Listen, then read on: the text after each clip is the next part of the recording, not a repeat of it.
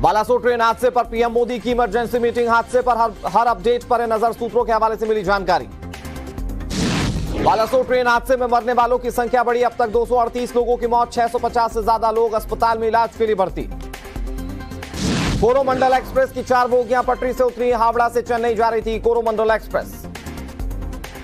ओडिशा के बालासोर से ट्रेन दुर्घटना की तस्वीर आई सामने। 2 यात्री ट्रेन और एक मालगाड़ी की हुई जबरदस्त भिड़ंत। रेलवे अधिकारी के मुताबिक पहले कोरोमंडल एक्सप्रेस से टकराई थी मालगाड़ी। बालासोर स्टेशन के पास हुई डिरेल। उसी ट्रैक पर आ गई थी बेंगलुरु हावड़ा एक्सप्रेस।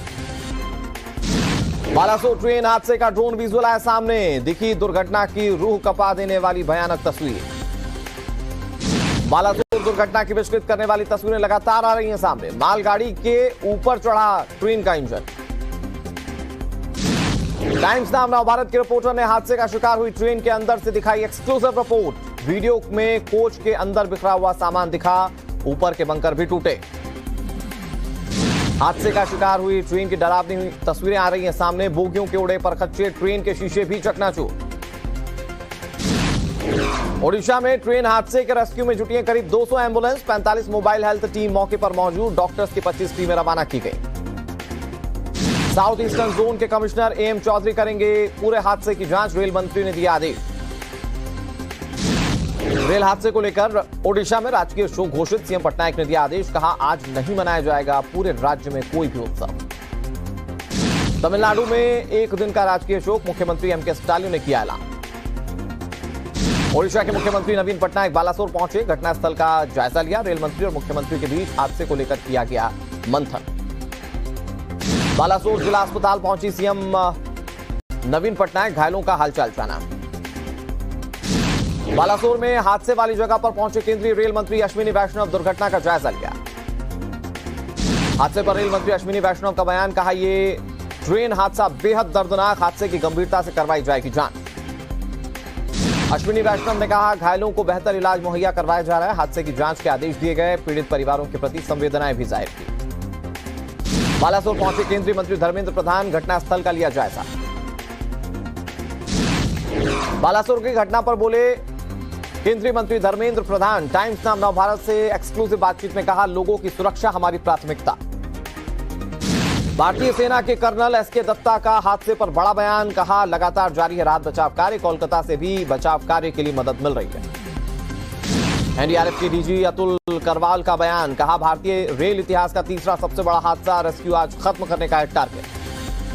बालासोर में हादसे की रात से ही एनडीआरएफ की 6 टीमें रेस्क्यू ऑपरेशन में जुटी हुई हैं। डॉग स्क्वाड और मेडिकल की टीम भी बचाव अभियान में जुटी।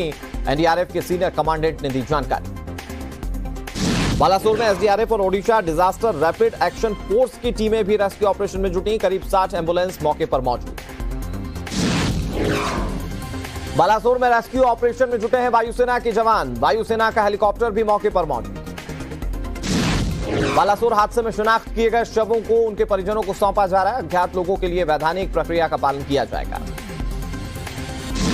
बालासोर ट्रेन हादसे के बाद भारी संख्या में लोग कर रहे हैं रक्तदान। अस्पताल में दिख रही है रक्तदान करने वालों की भारी भीड़। ओडिशा हादसे में मृतकों के परिवार को 10 लाख रुपए मुआवजे का ऐलान। गंभीर रूप से घायलों को 2-2 लाख रुपए की दी जा रही आर्थिक सहायता।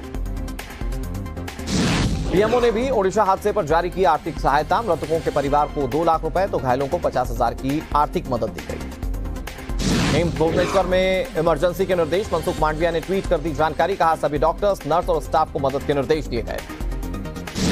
ओडिशा के चीफ सेक्रेटरी ने रेस्क्यू को लेकर जाहिर की उम्मीद। कहा जल्द खत्म कर लेंगे राहत और बचाव कार्य। हादसे से महज कुछ मिनट पहले कोरोमंडल एक्सप्रेस में सवार हुए थे सौम्या रंजन सेठी। कहा हादसे के बाद 4 लोगों की जान बचाई। बालासोर हादसे पर चश्मदीद का बयान। कहा हमारे यहां से 200 मीटर दूर मार्केट में थे। दुर्घटना की आवाज आई तो दौड़कर गए और लोगों को ट्रेन से बाहर निकाला। हादसे को लेकर चश्मदीद ने जानकारी दी। कहा 7 बजे से पहले हुआ हादसा। तेज आवाज होने के बाद हुई टक्कर। कोरोमंडल एक्सप्रेस में सवार यात्री ने दी हादसे की जानकारी। कहा पहले 2 साल के एक बच्चे को बचाया, फिर उसके परिजनों को बाहर निकाला। कोरोमंडल एक्सप्रेस में सवार यात्री ने बताई आप बीती। कहा हादसे के वक्त सो रहा था, अचानक मेरे ऊपर गिरे 10 से 15 लोग। हाथ और गर्दन में आई हैं चोटें। बालासोर हादसे पर प्रशासन ने जारी किया हेल्पलाइन नंबर। किसी भी प्रकार की सहायता के लिए लोग कर सकते हैं फोन।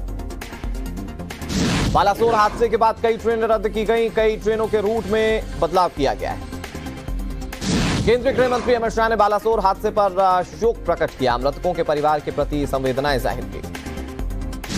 जेपी नड्डा ने भी बालासोर ट्रेन हादसे पर दुख जाहिर किया, कहा आज होने वाले बीजेपी के सभी कार्यक्रम रद्द। सीएम योगी ने भी हादसे पर संवेदनाएं जाहिर की। ट्रेन हादसे की जगह पहुंचे कोलकाता बीजेपी के अध्यक्ष सुकांतो मजूमदार, कहा पीड़ितों के साथ हम खड़े हैं, हादसे के कसूरवार पर की जाएगी कड़ी कार्रवाई। बालासोर जाएंगी सीएम ममता बनर्जी, ट्रेन हादसे का लेंगी जायजा, घायलों से भी मुलाकात करेंगी सीएम। बालासोर हादसे को लेकर बोली टीएमसी सांसद डोला सेन, कहा हादसे ने हैरानी में डाल दिया। बालासोर रेल हादसे पर नेपाल के प्रधानमंत्री ने शोक प्रकट किया, कहा दुख की इस घड़ी में भारत सरकार और पीड़ित परिजनों के साथ है। ओडिशा ट्रेन हादसे पर कई देशों ने दुख जाहिर किया, अमेरिकी विदेश मंत्रालय ने भी संवेदनाएं जाहिर की। सिंगापुर में भी भारत में हुए रेल हादसे पर शोक प्रकट किया गया, मालदीव के विदेश मंत्री ने जाहिर की संवेदनाएं।